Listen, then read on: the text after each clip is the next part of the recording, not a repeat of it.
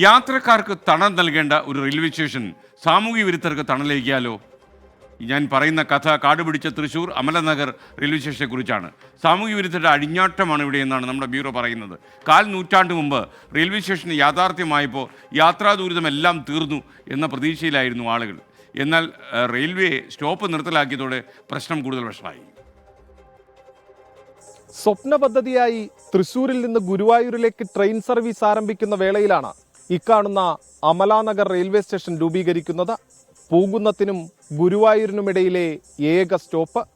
Amalanagar medical കോളേജിലെത്തുന്ന രോഗികൾക്കും നാട്ടുകാർക്കും ഒരുപോലെ ആശ്വാസകരം. പക്ഷേ ആളില്ലെന്ന കാരണത്താൽ സ്റ്റേഷൻ പൂട്ടി. റെയിൽവേയുടെ ഇരുട്ടടി.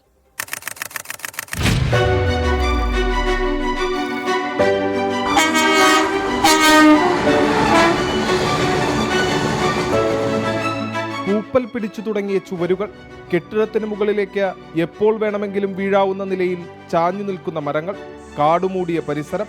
ഉദ്ഘാടനം കഴിഞ്ഞ് 2ാം വർഷം അടച്ച തൃശൂർ അമലാനഗർ റെയിൽവേ സ്റ്റേഷൻ ഇന്ന് നാശത്തിന്റെ വക്കിലാണ്. ഏറെ ഉപകാരപ്രദമായിരുന്ന റെയിൽവേ സ്റ്റേഷൻ പുനഃസ്ഥാപിക്കണമെന്ന നാട്ടുകാരുടെ ആവശ്യത്തിന് 25 വർഷത്തെ പഴക്കമുണ്ട്. കൂടുതൽ പാസഞ്ചർ ട്രെയിനുകൾ, യാത്രക്കാർ, അതായിരുന്നു അമലാനഗർ റെയിൽവേ സ്റ്റേഷന്റെ സ്വപ്നം. 2.5 പതിറ്റാണ്ട് മുമ്പ് ആ സ്വപ്നം യാഥാർത്ഥ്യമായെങ്കിലും ഇന്ന് സ്ഥിതി ഇങ്ങനെയൊക്കെയാണ്.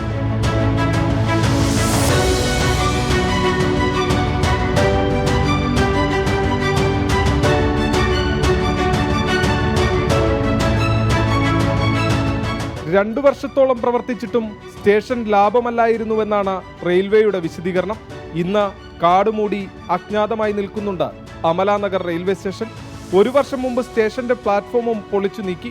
പാളത്തിന്റെ അറ്റകുറ്റപ്പണിക്ക് വേണ്ടിയായിരുന്നു പ്ലാറ്റ്ഫോം പൊളിച്ചത്.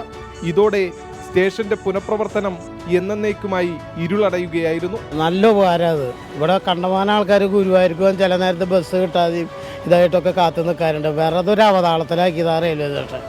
അടിപൊളിയായിരുന്നു ആ സംഭവം. ആര് മുഖേനയാണ് എന്താണെന്നുള്ളത് അറിയില്ല. ഇപ്പോഴും റെയിൽവേ സ്റ്റേഷനിൽ അവിടേക്ക് ആൾക്കാർ വന്നിട്ട്, ഞങ്ങളിപ്പോൾ ഓട്ടോ ഓടിക്കുന്നതല്ലേ, റെയിൽവേ സ്റ്റേഷൻ്റെ അവിടേക്ക് പോട്ടെ. എന്നിട്ട് ഒരു ദിവസം ഞാൻ നേരെ കൊണ്ടുപോയിട്ട് ഇവർക്ക് പിടിക്കാൻ വേണ്ടത്, ഞാൻ തൃശ്ശൂർക്ക് കൊണ്ടായി. സ്റ്റേഷൻ പുനഃസ്ഥാപിക്കണമെന്നാവശ്യപ്പെട്ട 1/4 നൂറ്റാണ്ടുകാലം നാട്ടുകാർ ഓഫീസുകൾ കയറിയിറങ്ങിയെങ്കിലും രക്ഷയുണ്ടായില്ല. സ്റ്റേഷൻ അനാഥമായി തന്നെ തുടർന്നു. പാസഞ്ചർ നിരക്ക് 10 രൂപയാക്കിയതോടെ തങ്ങളുടെ സ്റ്റേഷൻ പൂർവ്വസ്ഥിതിയിലാക്കണമെന്നാണ് നാട്ടുകാരുടെ ആവശ്യം.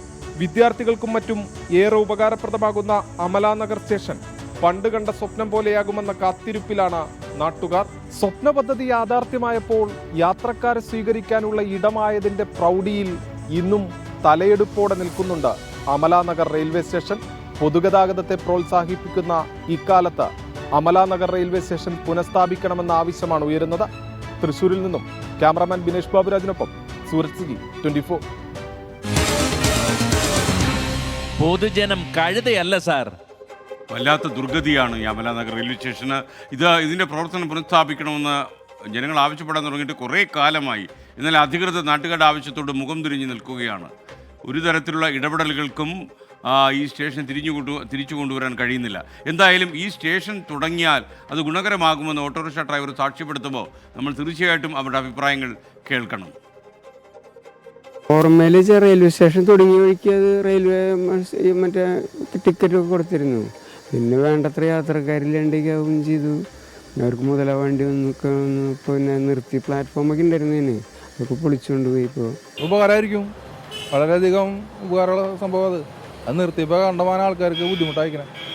ഗുരുവായൂർക്ക് പോകാനൊക്കെ ആയിട്ടേ, ഗുരുവായൂർക്കും അതുപോലെ തൃശ്ശൂർക്ക് പോകാനൊക്കെ ആയിട്ട് ഒരുപാട് ഉപകാരമുള്ള കാര്യമായിരുന്നു. ഞങ്ങൾക്ക് വളരെ ഉപകാരമാണ്. ഇവിടുത്തെ റെയിൽവേ സ്റ്റേഷൻ വന്നാൽ ഞങ്ങൾക്ക് ഓട്ടമുണ്ടാവും, ഇവിടുത്തെ ജനങ്ങൾക്കും ഉപകാരമുള്ളതാണ്. അടച്ചു പോയാൽ ഞങ്ങൾക്ക് വലിയ ബുദ്ധിമുട്ടുണ്ട്. അപ്പോൾ അവിടെ പോയി നോക്കി കുറേ നായ്ക്കൾ കൂട്ടം കൂടി കിടക്കുന്നുണ്ടാവും. അതുപോലെ ആയിട്ട് കാര്യമില്ല. നല്ല രീതിയിൽ ആൾക്കാരെ എല്ലാ സൗകര്യത്തോടും റെയിൽവേ സ്റ്റേഷനിൽ വരണം. പേരിന് തുറന്ന് ടിക്കറ്റ് കൊടുത്തുകൊണ്ട് കാര്യമില്ല. ഓക്കെ, എന്തായാലും ഈ റെയിൽവേ സ്റ്റേഷൻ്റെ കാര്യത്തിൽ ഒരു തീരുമാനം ഉണ്ടാക്കട്ടെ. അമലാനഗറിലെ ഈ സ്റ്റേഷൻ ഉപയോഗിച്ചിരുന്ന ആളുകൾക്ക് ഒരു ഉപകാരമായി ഇത് വീണ്ടും തുറക്കട്ടെ എന്നാണ് നമ്മുടെ പ്രതീക്ഷ. ഇപ്പോൾ അഞ്ജന ഒരു മെസ്സേജ് അയച്ചിരിക്കുന്നു. ആമിനെയല്ല പറഞ്ഞത് QR കോഡൊക്കെ കാണിക്കാൻ, ഞാനാണ് പറഞ്ഞത്, അഞ്ജനയാണ് പറഞ്ഞത്, കണ്ണു പിടിച്ചില്ല എന്ന് മാത്രം.